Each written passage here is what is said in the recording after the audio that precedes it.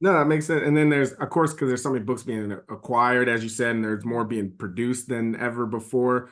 Can you talk a little bit about that acquisition process? Because I just want to get this right. You had 20 books that you had acquired that you didn't get to put them out in time, or how they cut the position? Like, how does that work when you acquire these books, but you don't get to put them out? Like, how did you deal with that? And then how does that situation work when it comes to acquisitions? Yeah, so when a position is cut or when people leave, essentially what is hoped for, what didn't happen with me, but which I wrote in my electric lit essay, uh, was that usually you're given chance to write up notes and be like, this is who I recommend gets this book. This is the stage this book is at. And then you introduce the author and the agent to those people because of the methods in which mine was done, which was really just didn't make any sense.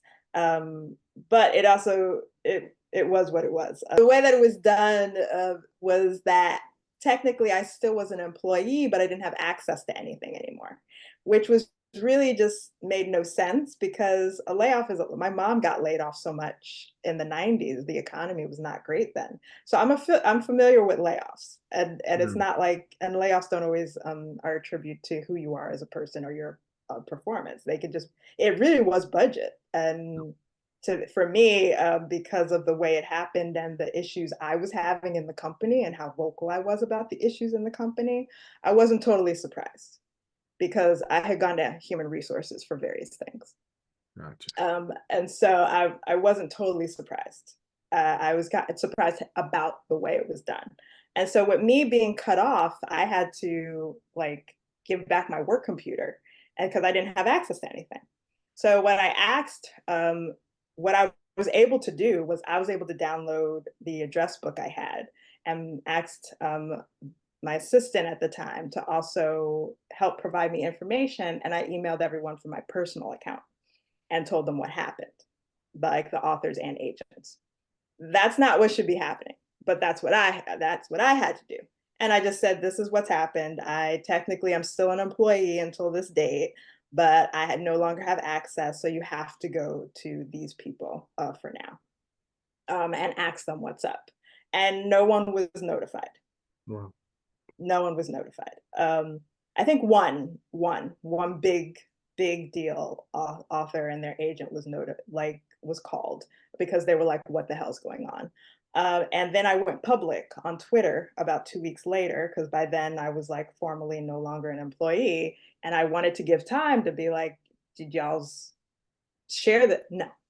And so when I went public on Twitter, that's when everyone got an email saying, well, we're working on this and we just want you to da.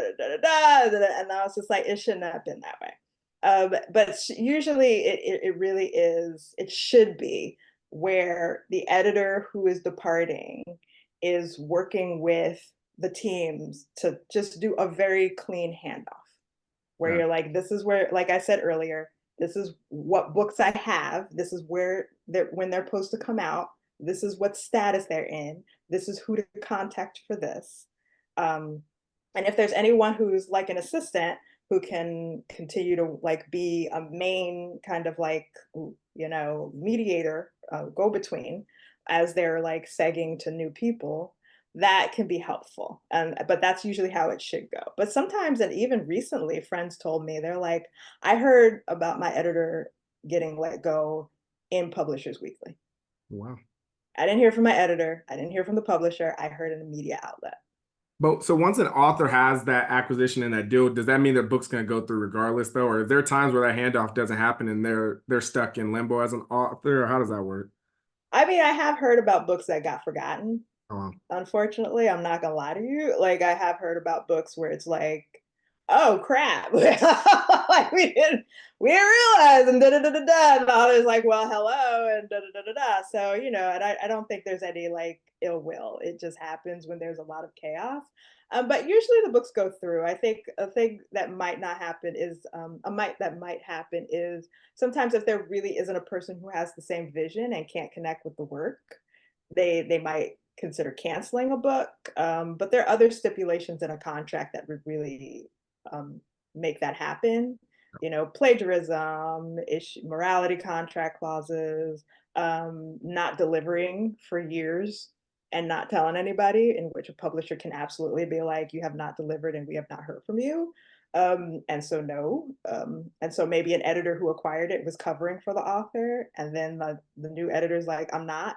So, but usually, like 9 times out of 10, the book goes through. It just might be, you know, a lot of, you know, you just kind of got to get into this groove, and hopefully it's a good match. If you enjoyed that clip, make sure you head over to www.bookumapp.com to download our app so you can connect with your favorite bookish content creators, start conversations, and start your own book club.